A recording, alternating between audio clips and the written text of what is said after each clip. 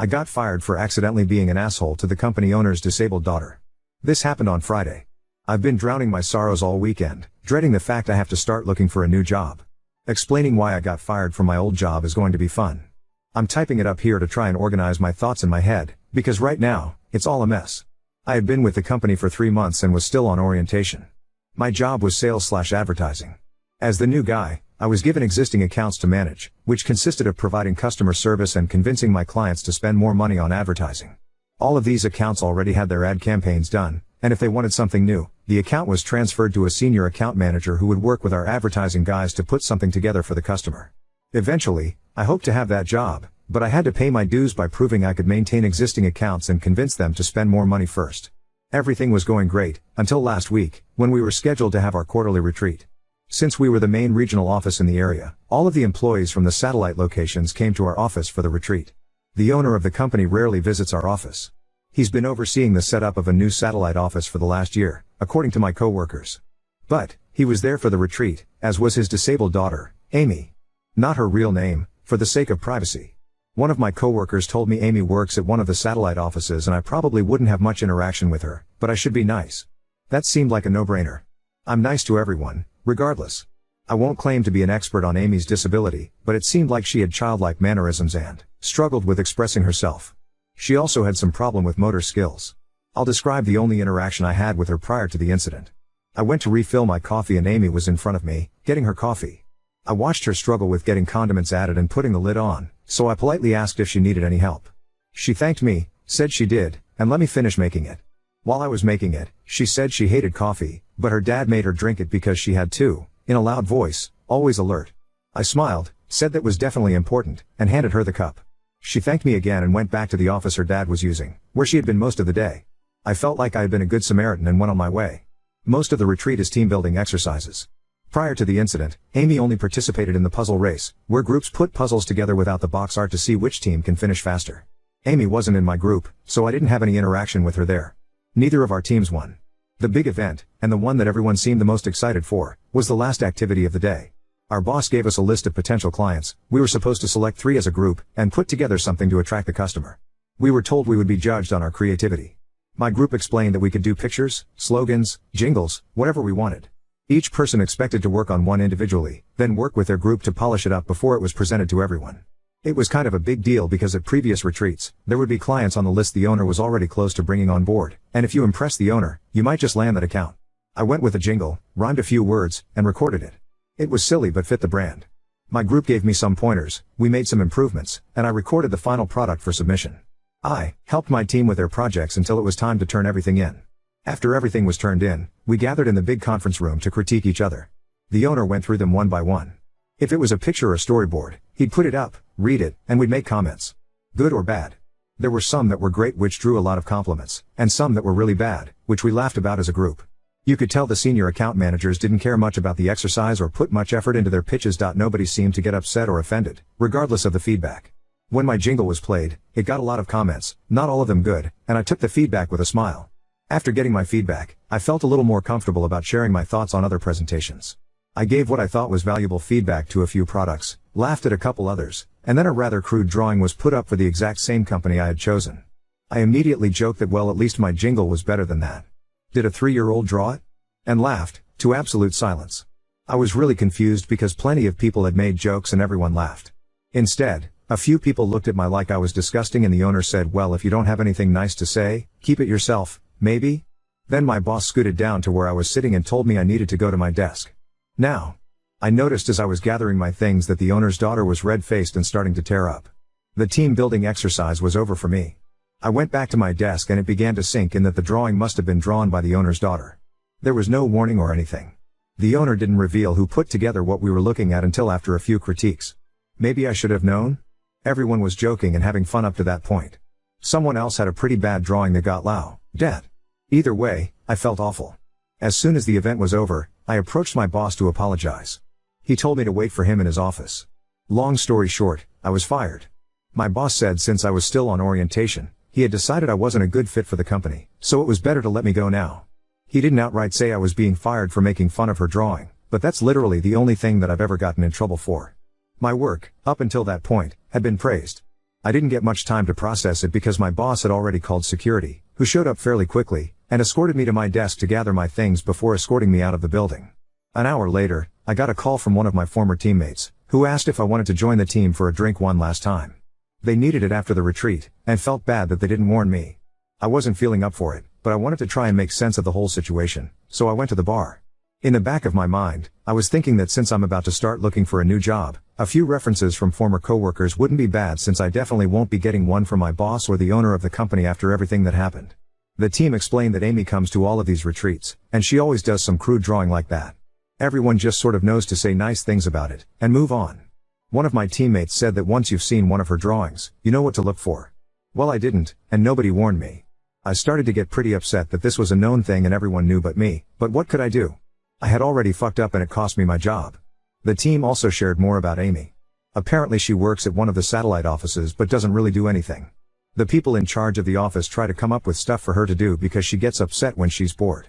The team said the way the people who worked there described it, they were basically her babysitter so she wouldn't bother her dad all day when he spent most of his time there, and after he moved on to establish the new satellite office, he didn't take Amy with him because she liked all the friends she had at that office. They also said that her dad had harassed a few single guys at the office to take her on dates, which seemed pretty damn HR inappropriate, but he does own the company. My team said Amy desperately wants a boyfriend and wants to get married, which she talks about all the time. The consensus seemed to be that there's no way she actually understands how relationships or marriage works, and her dad probably put this idea in her head to begin with. One of my teammates did joke that it wasn't a bad deal, because whoever married her would inherit the company since she is the old man's only kid. I wasn't really in the mood for jokes at that point after losing my job over one, so I told them I needed to go. The only good thing is my former team members did say they would gladly give me a reference if I needed it, since they felt so bad about not telling me about the Amy situation to begin with. Oh, and the cherry on top? Amy sent me a Facebook friend request over the weekend. I haven't accepted it. I already upset her and it cost me my job. Part of me wants to accept it, apologize, and block her, but I'm not sure I'm ready for that either. I'm going to take a few days to get myself together and then get my resume out there.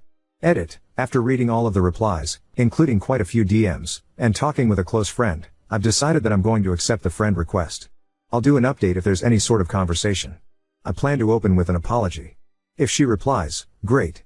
If she doesn't, then at least I will have a clear conscience knowing I've done the right thing. Update 1. If you saw my first post, you know that I got fired because I accidentally made a joke at the expense of the company owner's disabled daughter, Amy.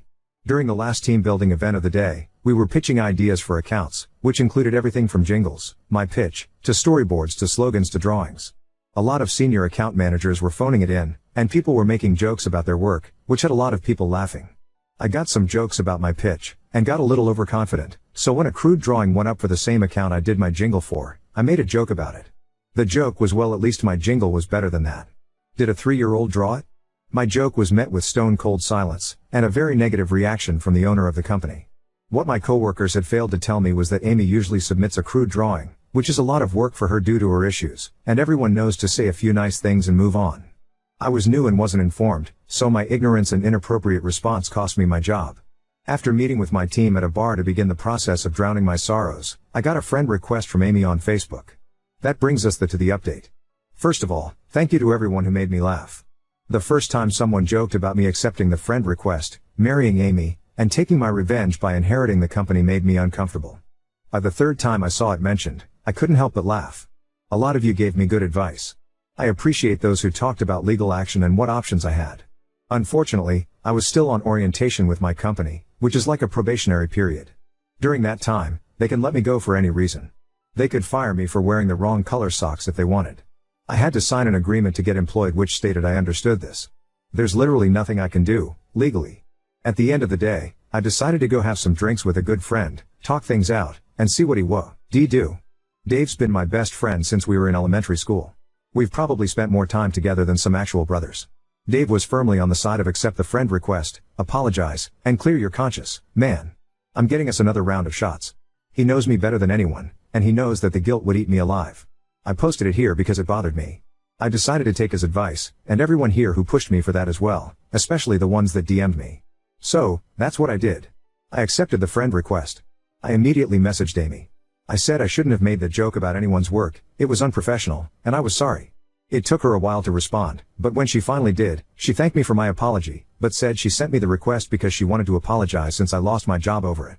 I said she didn't owe me an apology, and there was another long pause before she asked if she could copy/paste something to me. I wasn't sure what it was, but said she could. She pasted a generic message, but one she had clearly spent some time on. I don't want to type it word for word, but I'll paraphrase. "Hi, my name is Amy.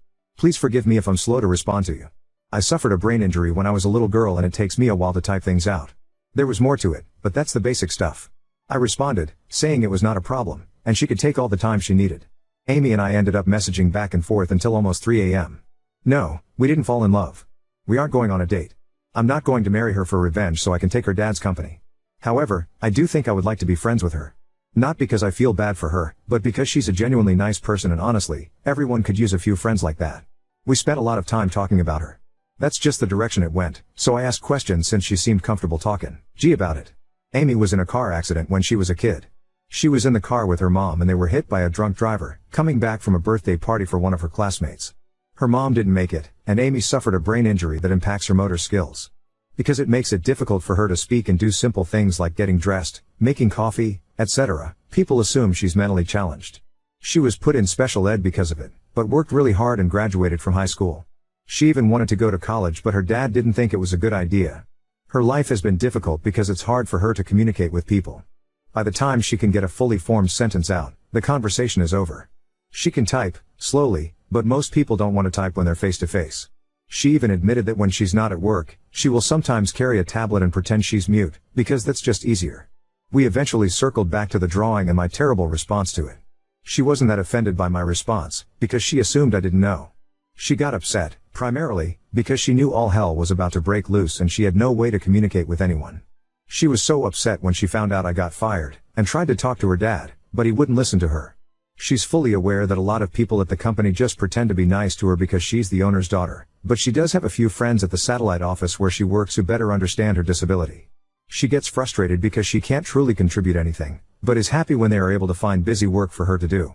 It might take her all day to do something another person could do in a couple of hours, but it's better than sitting around bored all day.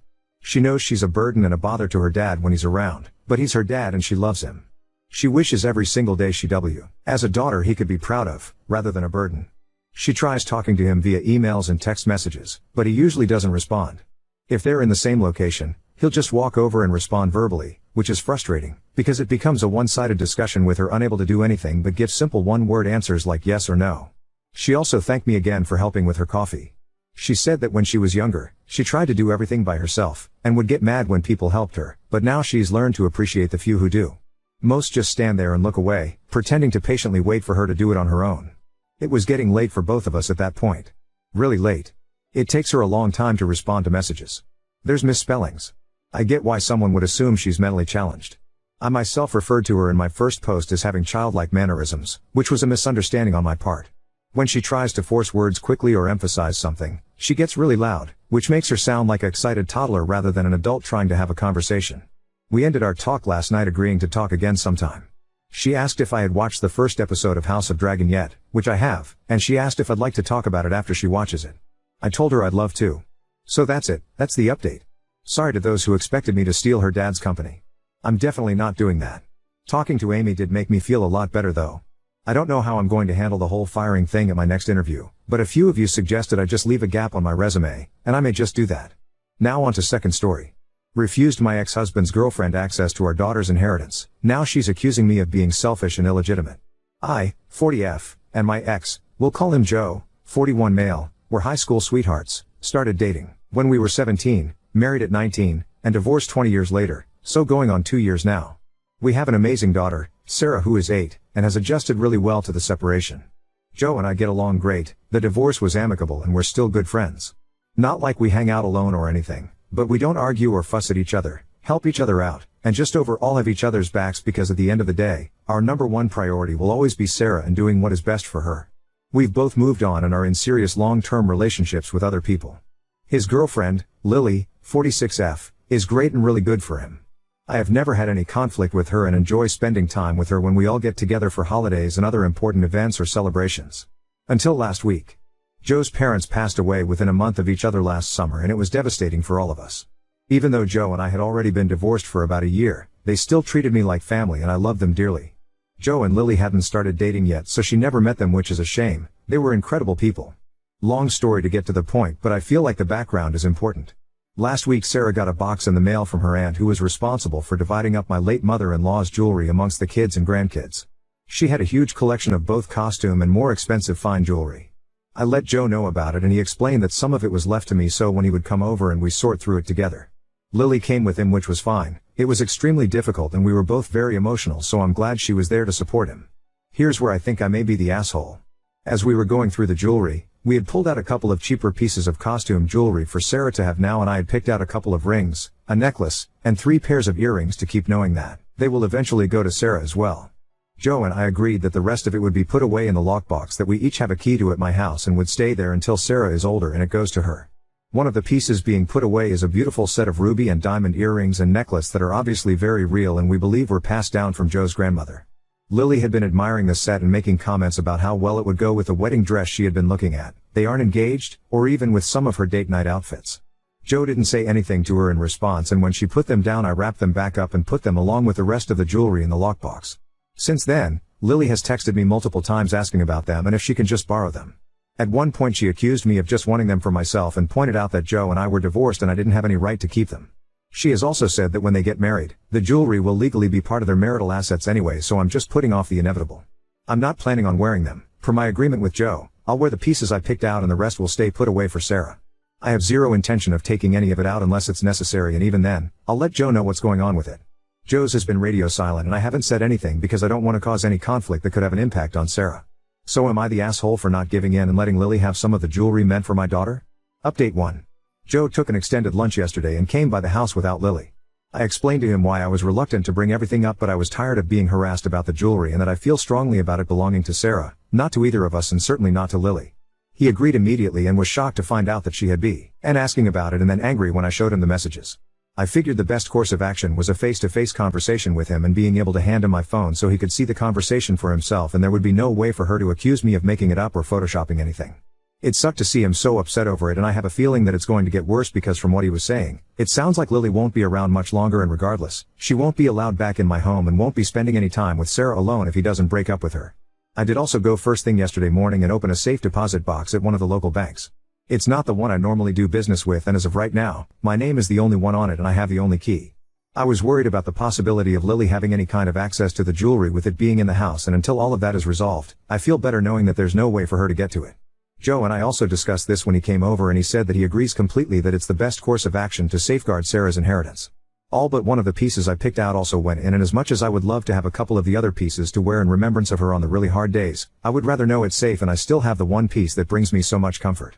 All kinds of notarized documents will be on their way to me and should be here by the end of the week when I have a meeting set up with a lawyer to determine what else needs to be done to ensure that the jewelry will go to Sarah without any issues or challenges. I spoke to the aunt that sent everything over the weekend after I posted this, and got so much good advice, thank you all, and requested she send copies of everything pertaining to it along with documentation from her as the executor of what was sent to who, etc. I did, and tell her about the issues with Lily. I don't think that's my place, and I'll let Joe deal with telling his family or not as he sees fit. I have an appointment later today with a GIA certified appraiser, so I should be able to take all of that with me to the lawyer as well as the pictures and video that I took of each piece last night. I'm still leaning towards a trust as the best way to make sure Sarah's interests and assets are protected, but we'll see what the lawyer says and go from there. I feel terrible for Joe. He's a great guy, and even though our marriage didn't work out, I still care about him and always will. He's not just my child's father but also one of my best friends, and I want him to find someone to be with that loves him the way he deserves to be loved. It's just that whoever that is needs to understand that Sarah is always going to come first, and he and I will always work as a team to make sure that she's happy, healthy, and successful in life. Our relationships with each other and other people aren't going to hinder her in any way. Thank you to everyone that commented and offered so much good advice and support.